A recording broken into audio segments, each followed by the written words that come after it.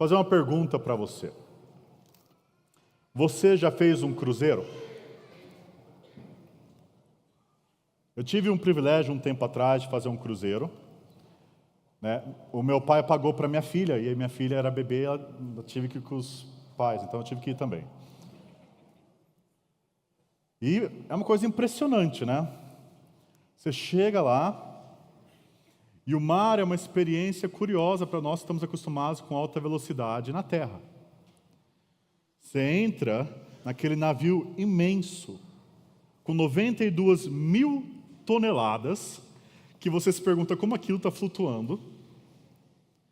Em pleno oceano, você está com mais 2.500 pessoas lá, hóspedes, e tem mais 1.000 tripulantes. Aquele barco enorme. E você entra, você fica maravilhado com tudo. Você chega lá, você deixa sua mala, você vai para o seu quarto, sua mala chega no seu quarto para você. Você entra no seu quarto, está todo arrumadinho. Daí você vai, obviamente, investigar o quarto. Você vê a cama, aquela cama maravilhosa. Você dá uma deitada, confortável. Você chega no banheiro. O banheiro não é tão grande, né? É um barco. Ah, tudo bem, é um barco. Podia ser um pouco maior, mas a gente segue. Daí você vai, tem comida 24 horas por dia. Você vai no primeiro restaurante, se delicia, uma comida gostosa de restaurante. Você vai no outro, faltou um pouco de sal. Daí você vai falar, agora eu vou na piscina, né? É você na piscina e os 2.000 hóspedes que também estão lá, juntos na piscina. E daí você começa a reclamar um pouquinho, né? Poxa, podia ter uma piscina exclusiva para mim aqui, né? E você começa então a ter um misto aqui. Um misto de admiração, de encanto e de murmuração. Parece até os hebreus no deserto. Acabaram de ver sinais milagrosos de Deus. O mar acabou de se abrir na frente deles, eles passaram a seco. Mas não demorou muito para eles começarem a reclamar do serviço do Senhor. Estava faltando algumas coisas no menu da comida deles. E será que também não se parece com a forma como eu e você tratamos a igreja?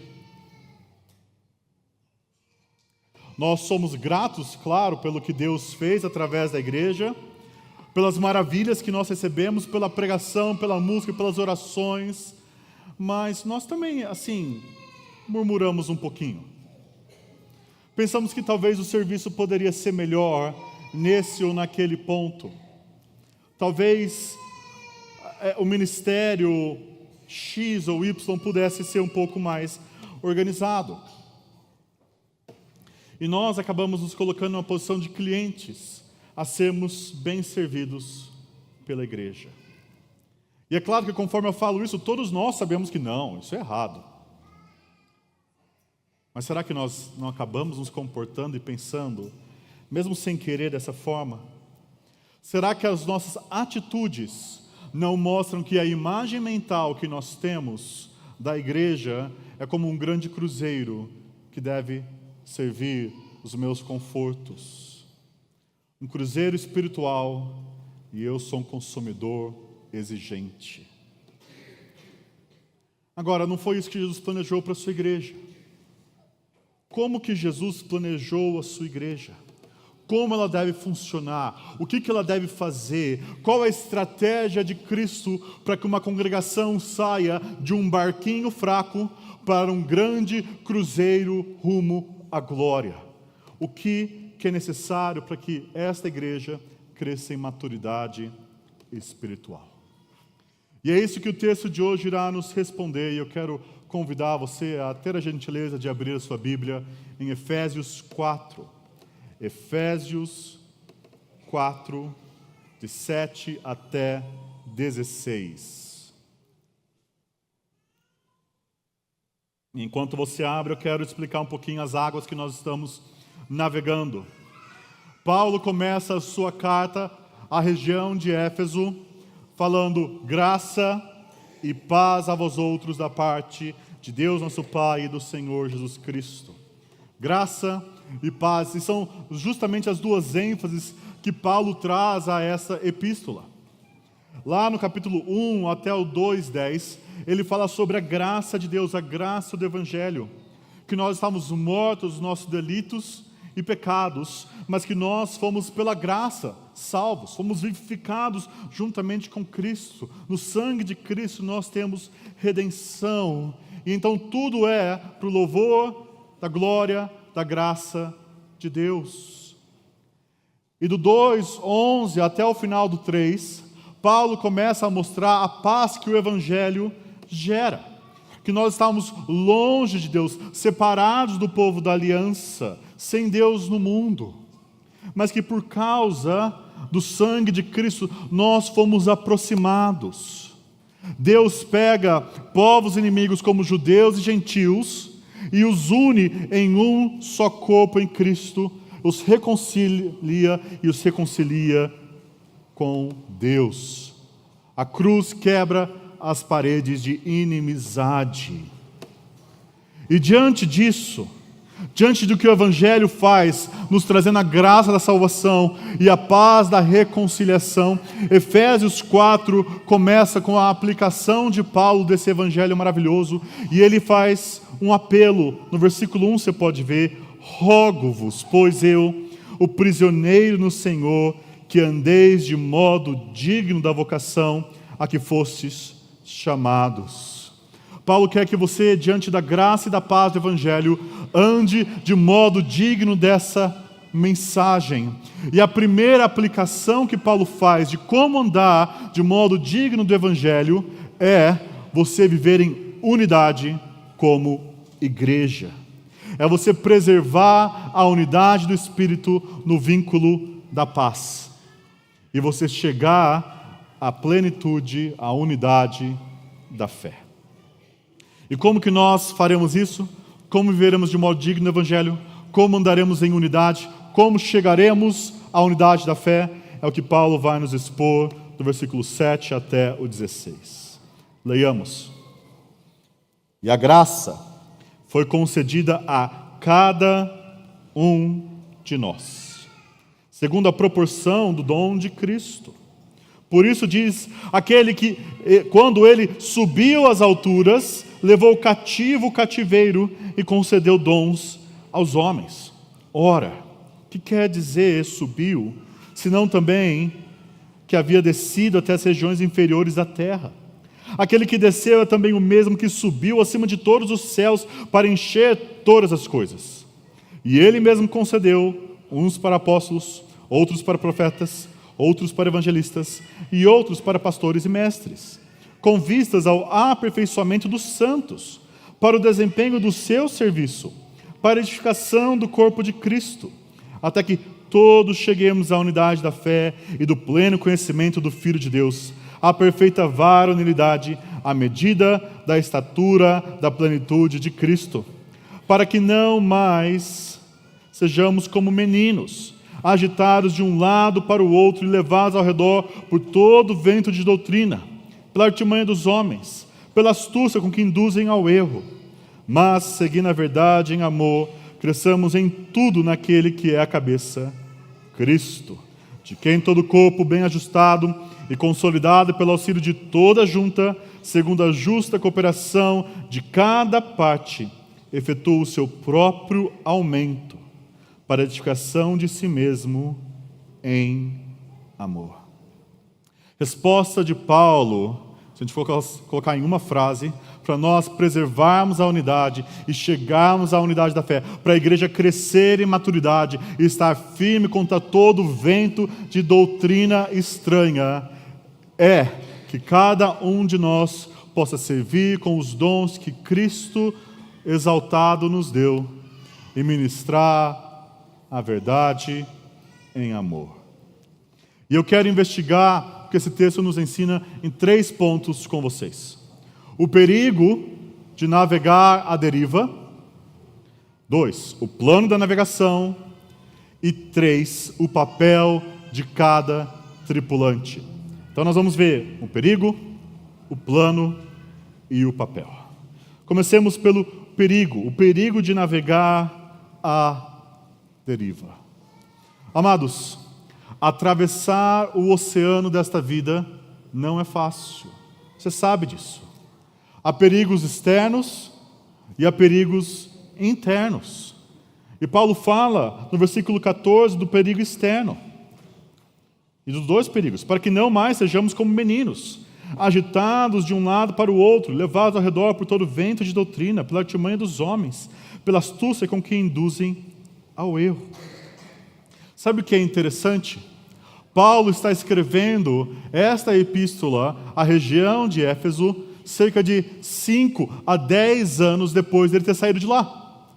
E em menos de uma década, Paulo está preocupado que, pela artimanha de algumas pessoas, alguns erros estão se infiltrando.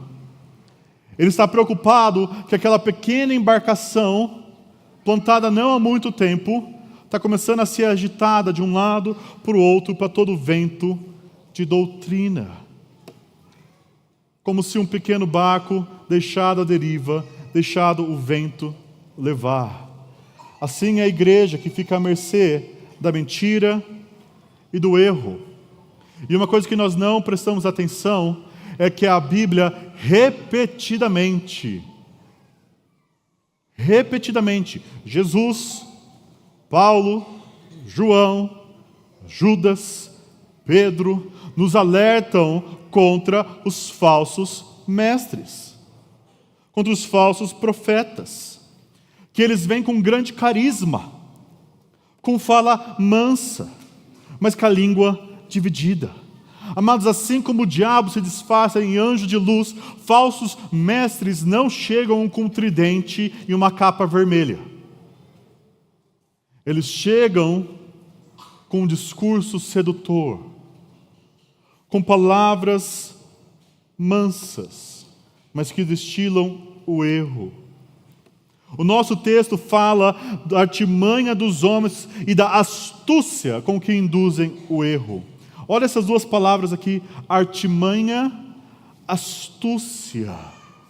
É assim que eles chegam. Eles não põem um outdoor, aviso, vou te ensinar a heresia aqui. Não, eles chegam propondo algo novo, que nunca foi ensinado em 2000 anos de cristianismo. Eles chegam com uma fala que parece inteligente e interessante, adaptada para o nosso tempo. Ou seja, amados, nós precisamos entender que o perigo para a igreja não está só na tempestade. A tempestade é quando a gente fica alerta.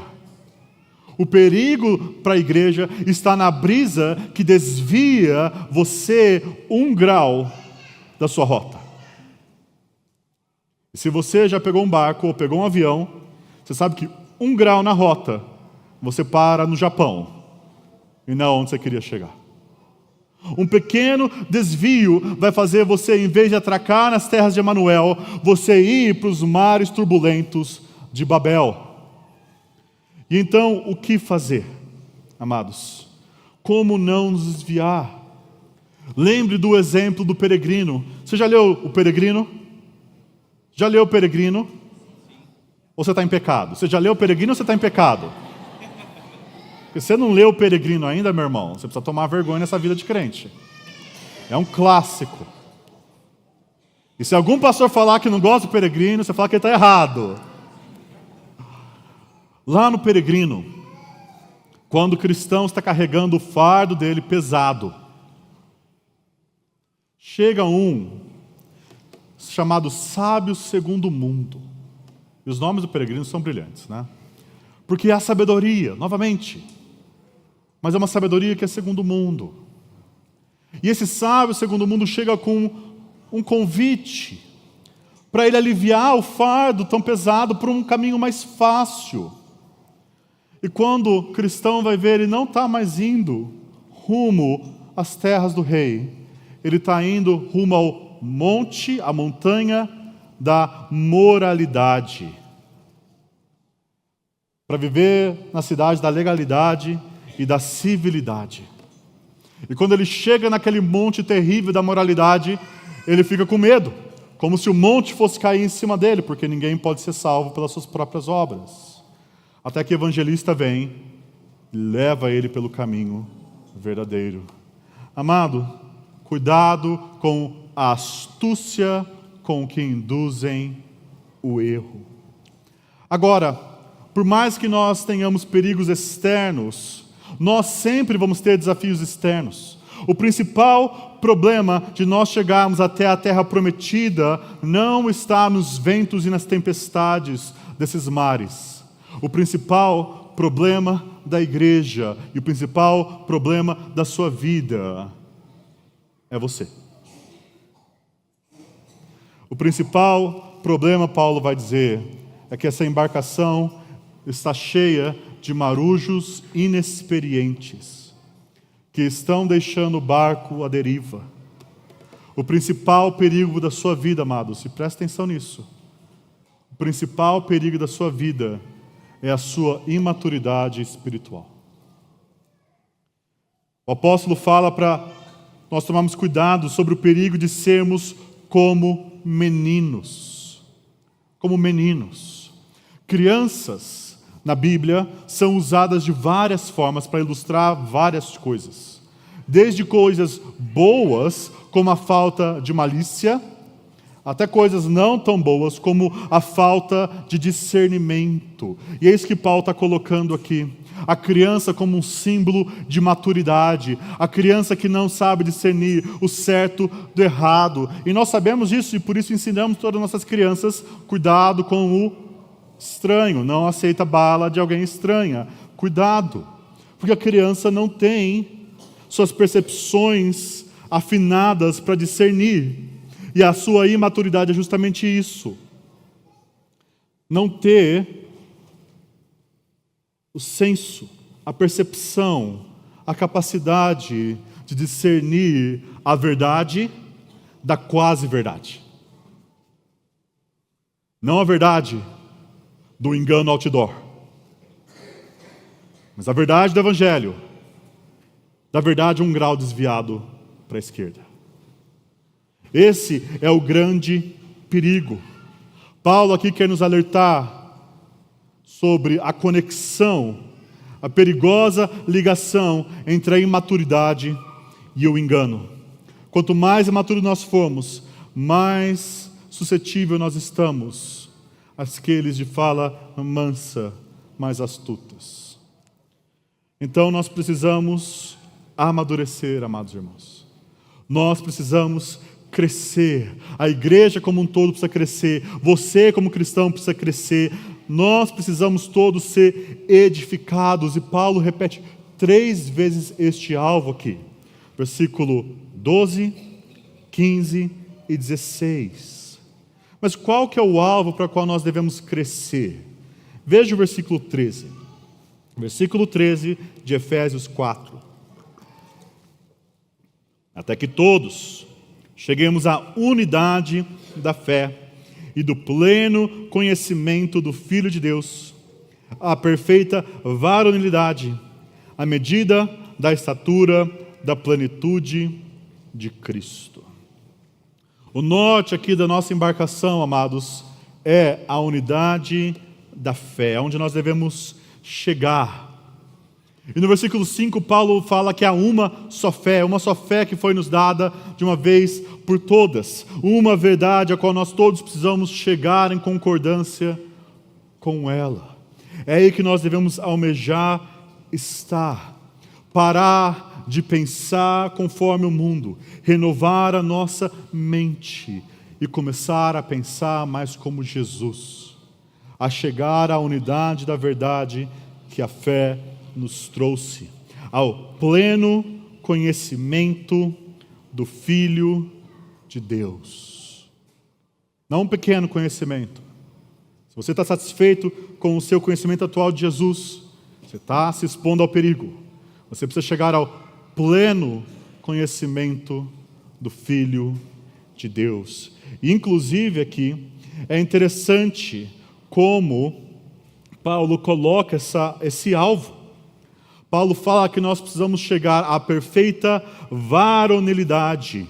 Ou seja, precisamos ser pessoas maduras, assim como Jesus foi o ser humano maduro, perfeito. A medida da estatura da sua vida, se você está sendo uma pessoa madura, é se você está mais parecido com Jesus ou não. E Paulo fala que o nosso alvo é chegar até a estatura da plenitude de Cristo. Eu sei que eu tenho muito para chegar ainda. Eu tenho muito para crescer ainda. E você? Aonde você está nessa jornada? Você parou? Você fez igual o coelhinho? Entre a lebre e a tartaruga? Você saiu correndo no começo, depois quis dar uma descansada e parou? Ou você está como a tartaruga, de pouco em pouco crescendo na estatura de Cristo Jesus? E nós precisamos ver aqui, amados, que há uma ligação entre crescimento e verdade. Crescimento espiritual da sua vida e crescimento espiritual da igreja só acontece no solo da verdade. Porque se nós tentarmos crescer com base na mentira, nós podemos crescer muito para o mundo, mas jamais para Deus. A mentira arrasta multidões, amados. Enche estádios de pessoas querendo que cocem os seus ouvidos. Mas só há verdadeiro crescimento na verdade que Cristo nos deu.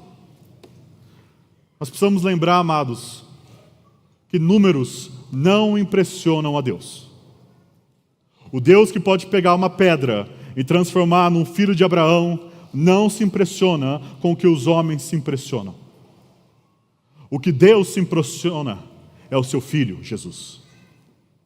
E quanto mais parecido com Jesus, mais isso alegra o coração de Deus.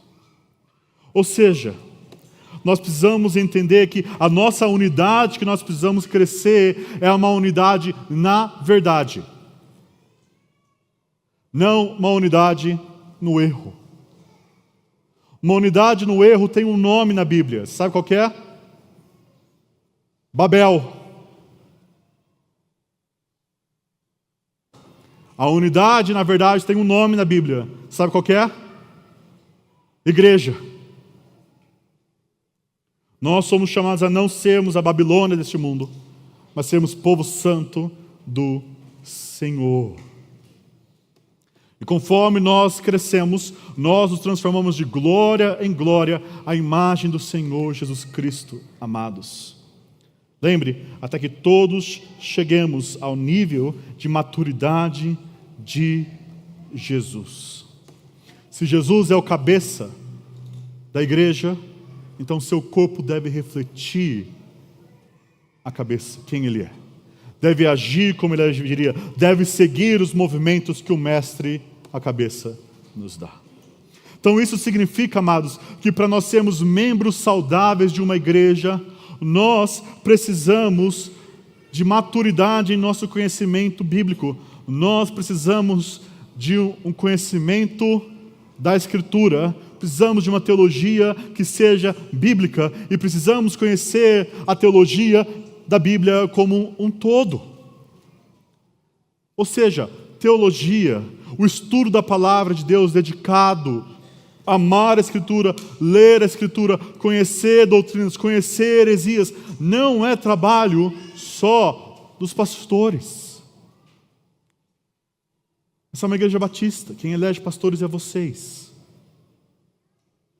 E se vocês elegerem um pastor que não sabe da Escritura, vocês vão ser alimentados com porcaria. Nós precisamos conhecer a palavra de Cristo, para que a palavra de Cristo habite ricamente entre nós. Então, como está a sua leitura da Bíblia, meu irmão? Como está a sua leitura da palavra de Deus? Está em dia? Será que você criou um plano perfeito? E daí você parou em Levíticos? E daí ficou o ano inteiro sem ler a Bíblia? Pode confessar. É melhor ler um pouco a cada dia do que muito poucos dias, amados. E como está a sua valorização da pregação do Senhor? Você valoriza a pregação expositiva? A pregação que parte da Escritura e é exposta para você e você é ensinado? E você valoriza ao ponto de talvez essa ser a conversa do seu almoço com a sua família? De você remoer aquilo durante a semana? Ou segunda-feira o sermão já foi? Valorize a palavra de Deus, amados. E lembremos que uma corrente só é forte conforme o seu elo mais fraco. Nós precisamos que toda a igreja tenha um bom conhecimento da palavra de Deus. Não basta os seus pastores terem PhD, os seminaristas estarem no Martin Bucer, enquanto vocês se contentam em não aprender. Porque o diabo, como um lobo, ele sempre procura a ovelha mais fraca. E é essa que nós devemos proteger quando nós ensinamos uns aos outros as Escrituras, amados. As Escrituras devem ser como a constelação que guia a nossa vida e o barco da igreja. Nós precisamos também, amados, de um entendimento bíblico do que é crescimento de igreja. Como eu disse para vocês, números não impressionam a Deus. Será que a sua meta, o seu alvo, o seu desejo para esta igreja é o mesmo desejo que Jesus tem para ela? Será que as marcas que você quer ver nessa igreja são as mesmas marcas que Cristo, Senhor da igreja, quer para ela? Que o Espírito que edifica a igreja quer para ela? Ou será que o que você deseja para a igreja é baseado no seu conforto? Ou você se lembra que o alvo dessa embarcação é que nós chegamos juntos à terra prometida? Amados, nossa imaturidade é extremamente perigosa. E nós precisamos crescer. Mas qual é o plano de Cristo para isso? Nosso segundo ponto. O plano de navegação do Senhor Jesus Cristo para que esse barquinho nosso não fique mais agitado de um lado para o outro, mas seja uma grande navegação estável no oceano da nossa peregrinação. E é isso que Paulo vai nos responder em nosso texto, mostrando que o Cristo exaltado capacitou e presenteou homens à igreja. Veja o versículo 7 comigo, de Efésios 4. Efésios 4, 7. E a graça foi concedida a cada um de nós, segundo a proporção do dom de Cristo. Por isso diz, quando ele subiu às alturas, levou cativo o cativeiro e concedeu dons aos homens. Ora, que quer dizer subiu, senão que também havia descido até as regiões inferiores da terra. Aquele que desceu é também o mesmo que subiu acima de todos os céus para encher todas as coisas. Paulo aqui está citando o Salmo 68. E nesse salmo, o salmista reflete sobre a vitória de Deus no passado e olha para a vitória de Deus no futuro, quando as nações iriam cantar ao Senhor. Ele olha para a libertação do Êxodo, do Egito, e olha para a libertação de Jerusalém agora no futuro. E Paulo vê nesse salmo um cumprimento messiânico, porque esse salmo apronta para quando o povo de Deus fosse exaltado e as nações forem incluídas. Ou seja, essa vitória é a vitória final de Deus em Cristo Jesus. E o interessante é que esse salmo nos fala sobre aquele que desce e leva cativo o cativeiro às alturas. Esse salmo nos lembra que o Senhor Jesus Cristo encarnou, Deus homem. Ele viveu uma vida perfeita sobre essa terra, anunciando o reino de Deus, fazendo discípulos, estabelecendo a sua igreja. E ele foi então resolutamente morrer a morte de cruz, para que ele pudesse comprar o seu povo e ao terceiro dia vencer a morte e o diabo. E ele depois subiu aos céus, onde está assentado à destra de Deus, e voltará para julgar vivos e mortos. Esse é o nosso Senhor que conquistou o cativeiro. Ele libertou você das garras do império das trevas e transportou você para o reino do amor. E quando Jesus, então, ele é exaltado, ele recebe todos os espólios da guerra. Todas as bênçãos de Deus pertencem legitimamente a Jesus. Ele merece ser o homem bem-aventurado, com todos os dons e todas as bênçãos celestiais. E o que o nosso generoso Salvador faz quando ele é exaltado e ele recebe homens como presentes do Pai? Ele então compartilha da sua graça com homens. Ele compartilha do seu dom, ele compartilha dos seus espólios e ele abençoa o seu povo, ele capacita o seu povo. Ele concede graça a cada um de nós. E o primeiro grupo que Paulo vai destacar no versículo 11 é que ele concedeu uns para apóstolos, outros para profetas, outros para evangelistas e outros para pastores e mestres. E eu não vou perder tempo na polêmica sobre apóstolos e profetas aqui. Esse não é o ponto desse texto. Você pergunta para os seus pastores depois. O ponto aqui que eles têm em comum é que todos eles são ministros da palavra. Que todos eles são aqueles que anunciam o Evangelho de Cristo Jesus de formas diferentes, com autoridades diferentes, mas são ministros da palavra de Deus a serviço da igreja. E aqui que o nosso texto mostra que pastores mestres são dons de Jesus. Pastores mestres que conhecem a Escritura e são fiéis à palavra de Deus e vivem impactados pelo Evangelho em amor à igreja, estes homens são presentes de Jesus para a igreja. Estes homens são dons do pastor e bispo de nossas almas para cuidar deste rebanho. E que privilégio é este? Agora veja no versículo 12 a descrição do trabalho desses ministros da palavra. Com vistas ao aperfeiçoamento dos santos, para o desempenho do seu serviço. Com vistas ao aperfeiçoamento dos santos. Ou seja, pastores, mestres existem com vistas de algo, com um alvo específico, que é o aperfeiçoamento dos santos. E esse aperfeiçoamento aqui traz a ideia de estar equipado, preparado, capacitado, munido daquilo que você precisa para viver a vida cristã. Ou seja, o principal papel dos pastores que Cristo deu como presente para as suas vidas é preparar vocês para o seu trabalho. Porque aqui diz, para o desempenho do seu serviço. E esse seu serviço não é o serviço dos ministros, é o seu, é o dos santos.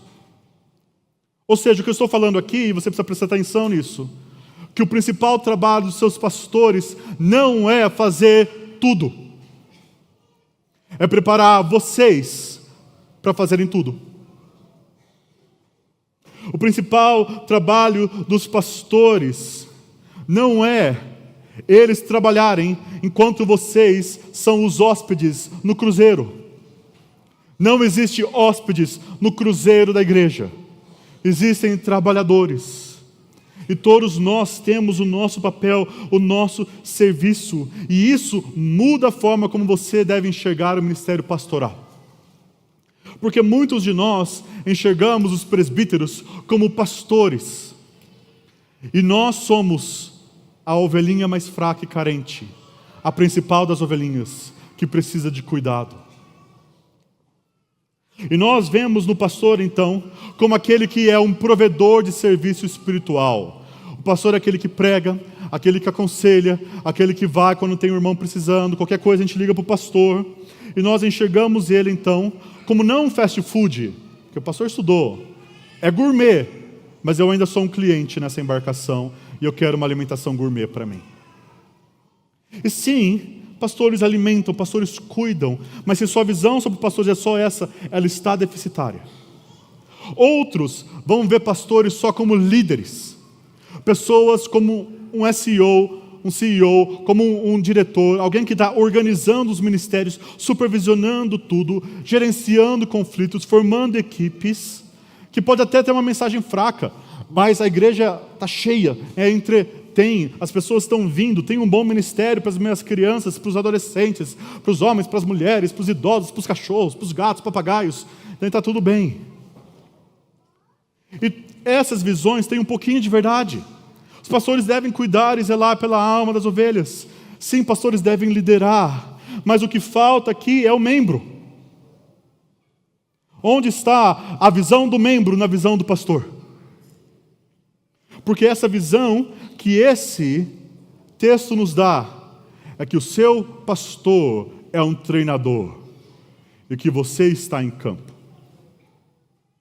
Que o seu pastor existe para equipar, preparar você para o seu ministério, para o seu serviço, para treinar. E é por isso que nós precisamos valorizar homens assim, homens que treinam a igreja. Você tem orado pelos pastores da sua igreja? Clamado para que Deus os preserve fiéis? Em meio de tantas notícias de fracassos pastorais, todo pastor clama pelas orações de sua igreja. Nós precisamos, amados, precisamos ser encorajados pelas palavras dos membros.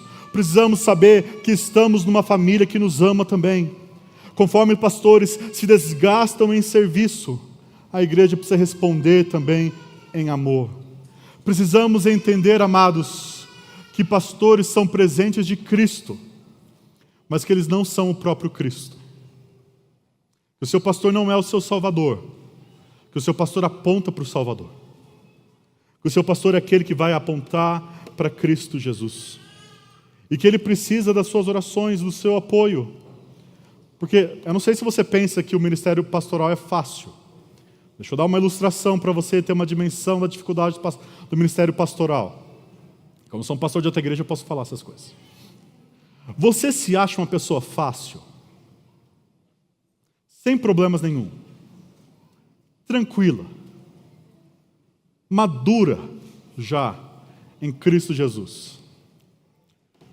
Bom, se você se acha com desafios, imagina tendo 30, 60, 100, 200 de vocês no mesmo lugar. Esse é o desafio do ministério pastoral. Um dos desafios grande do ministério pastoral é: será que nós somos pastoreáveis como membros? E aqui tem dois extremos. Você tem um membro carente, que sempre está na porta do pastor, mas que nunca faz o que o pastor fala para ele fazer. E você tem um outro extremo, do membro que sempre está tudo bem, e o casamento está ruindo, mas não fala nada. Ambos são difíceis de pastorear. Nós precisamos ser pastoreáveis, nós precisamos deixar sermos pastoreáveis, nós precisamos ouvir o conselho pastoral, nós precisamos buscar ajuda quando precisamos, e não quando você está quase divorciando. É melhor você começar antes pedindo ajuda, certo? Não espera chegar até o fundo do poço, é mais difícil lá. Te falo, Deus pode fazer, Deus faz milagre, mas não precisa também, tentar o Senhor, No começo, busque ajuda, tome iniciativa. Imite os pastores pelo exemplo deles, ouça as palavras dele. Entenda o papel deles de treinar você. Entenda o papel pastoral de treinar você para o ministério. E isso nos leva então para o nosso terceiro ponto, o papel de cada tripulante. Veja o versículo 12. Com vistas ao aperfeiçoamento dos santos, para o desempenho do seu serviço, para a edificação do corpo de Cristo. Perceba que Paulo aqui coloca vários consecutivos aqui, vários termos de finalidade, com vistas, para. Ministros da palavra são dados para treinar os santos, para que os santos exerçam seu ministério, para que a igreja cresça. Repare então que esse é o plano de Jesus, essa é a estratégia de Jesus para o crescimento da igreja, para que o barquinho vire uma embarcação. E perceba que o nosso texto fala para o serviço aqui. E esse termo serviço aqui é o termo diaconia. É o mesmo termo usado em vários lugares na Bíblia. Diaconia tem um sentido específico, com diáconos, ou um sentido geral de serviço. É o mesmo termo que nós traduzimos por ministério. Ou seja, o que esse texto está falando aqui, amados, eu não sei se você já pensou isso, é que você tem um ministério. Não só seu pastor. Não é só eles que têm ministério. Você tem um ministério que Cristo te deu. Você tem um serviço para desempenhar. Cada um de nós temos um trabalho para realizar nesse corpo.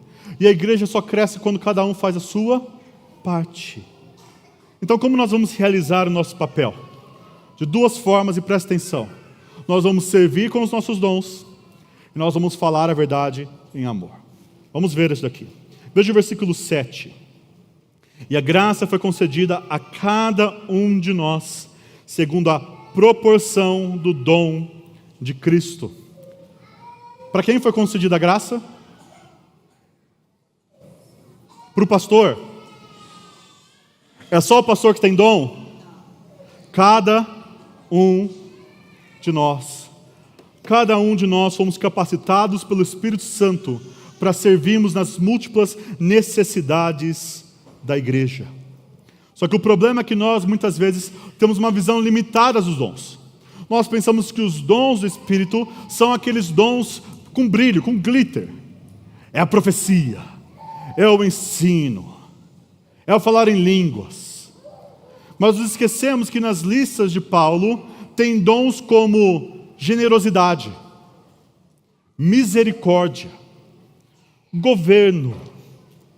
Essas listas que Paulo dá, elas são ilustrativas, elas não são exaustivas. Paulo está mostrando diferentes áreas de serviço na igreja. E Paulo não está falando para você pegar um papelzinho e analisar qual é o seu dom e falar, eu só vou servir aqui, eu sou só músico, eu não faço mais nada. Ou eu só dou aula na EBD, eu não faço mais nada na igreja. Paulo está falando, onde há uma necessidade na igreja, aí tem um dom que o Espírito está dando para alguém suprir. E se Deus está mostrando necessidade, talvez Ele está chamando você para servir naquela área.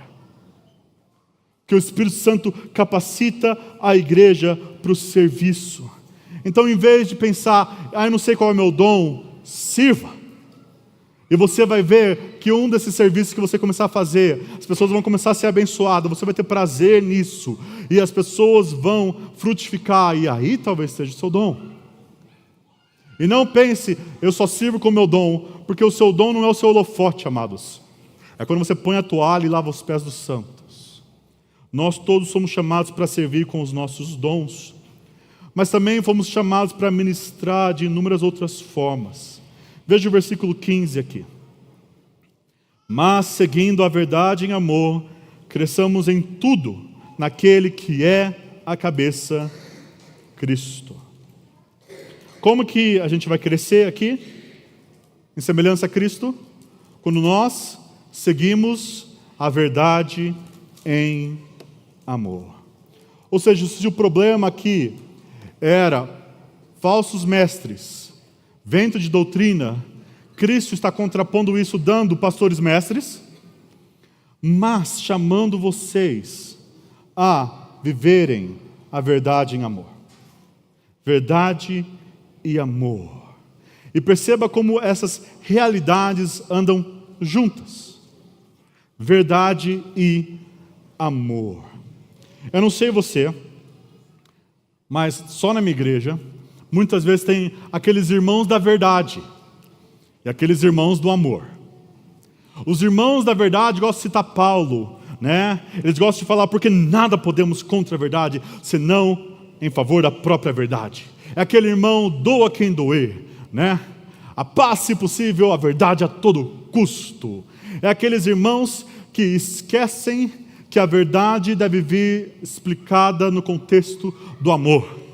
Ele se importa com a verdade, ele se importa com a verdade, com o certo, mas não com o seu próximo. Por outro lado, tem os irmãos do amor. Eles vão citar Paulo falando: o saber ensoberbece, mas o amor edifica. E é verdade.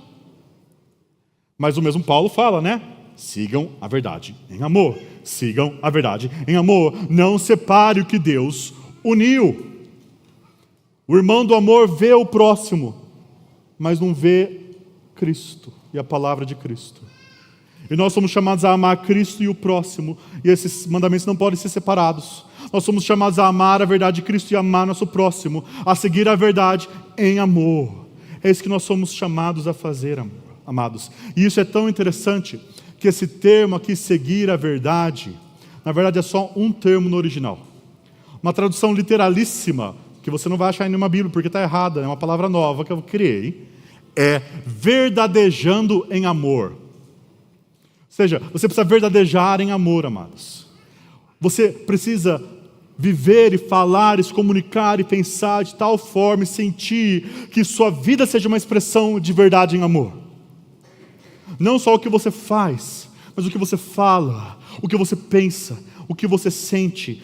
Tudo em você deve refletir quem é Jesus, porque Jesus é verdade em amor. Jesus é a expressão da verdade, o Logos de Deus, que veio demonstrar o amor de Deus, amados. Agora, se isso é interessante para você, se nós devemos comunicar a verdade, aqui vem uma outra revelação para a sua vida. Não é só o seu pastor que tem um ministério, e não é só o seu pastor que tem o ministério da palavra. Você também tem. Porque se você deve comunicar a verdade em amor para os seus irmãos, você tem um serviço para realizar. Você tem um ministério para realizar. Anunciar a verdade em amor. Os pastores possuem um ministério especial da palavra, separados por Deus para focar-se nisso. Mas você possui um ministério geral da palavra. Todos nós somos chamados, amados, a comunicarmos a palavra de Deus em amor. É o que Paulo vai nos ensinar em Colossenses 3,16. Habite ricamente em vós a palavra de Cristo. Instruí-vos e aconselhai-vos mutuamente em toda sabedoria, louvando a Deus com salmos e hinos e cânticos espirituais, com gratidão em vosso coração. Ou seja, para que a palavra de Cristo habite ricamente nesta igreja, todos vocês precisam viver a partir disso. Todos vocês são chamados a instruir uns aos outros no Evangelho, a aconselhar uns aos outros em toda a sabedoria, a cantarem juntos as verdades de Deus. Amados, esse é um chamado que Deus deu para todos nós. E você precisa entender, amados, que cada dia que você se sente um hóspede no cruzeiro da igreja, e você senta na mesa e fica esperando a comida, é um remo que não está sendo balançado lá. E muitas vezes, amados, não é só um, né? Normalmente nós temos 20% da igreja servindo e 80% da igreja sendo servido. E essa pode ser uma lei do mundo dos negócios, mas não é a lei de Cristo para a sua igreja. Nós somos chamados a 100% sermos envolvidos com o trabalho da igreja. Então, deixa eu colocar alguns exemplos aqui.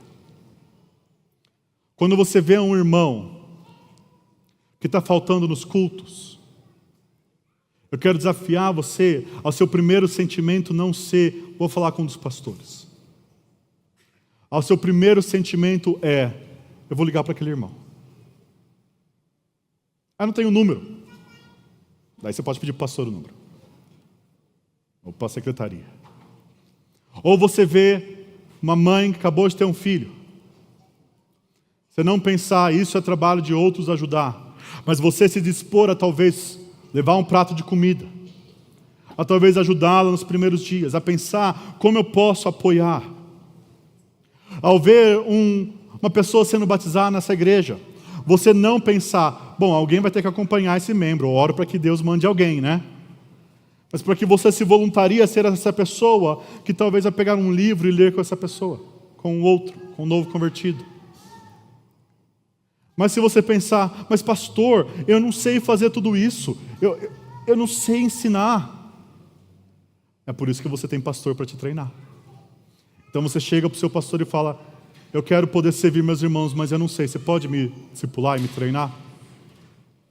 E o fato de nós falarmos eu não sei fazer, ou eu não quero fazer, isso já é uma demonstração da nossa imaturidade.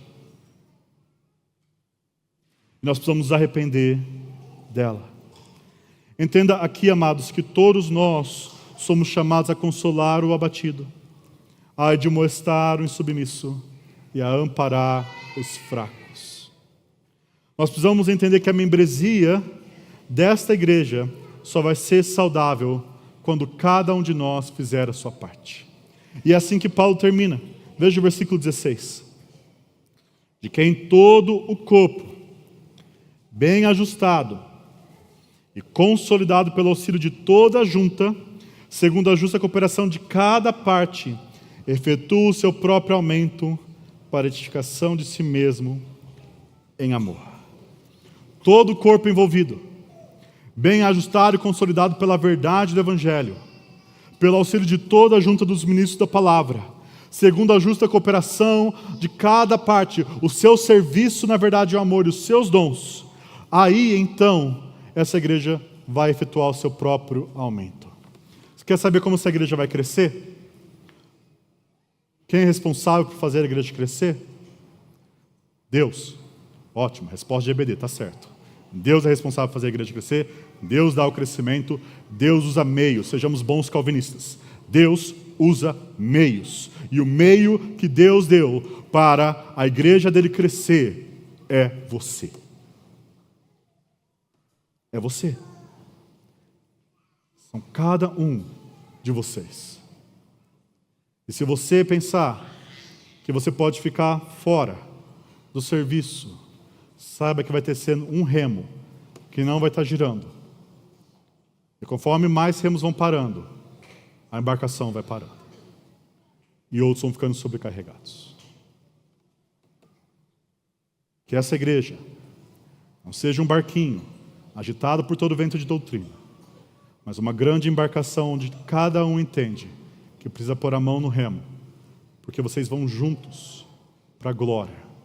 É isso que é a igreja. Amém? Vamos orar? Senhor, nós queremos pedir por aqueles que estão com medo, Senhor, de servir. Se sentem incapacitados, temerosos. Ajude-os a entender o poder do Espírito, Pai. E ajuda-os a entender a importância do pouco. Que um pouco de amor ministrado a outra pessoa pode muito no poder do Espírito. E assim possamos entender que Jesus escolheu cada um de nós para servirmos seu povo. É que eu oro em Cristo Jesus. Amém e amém.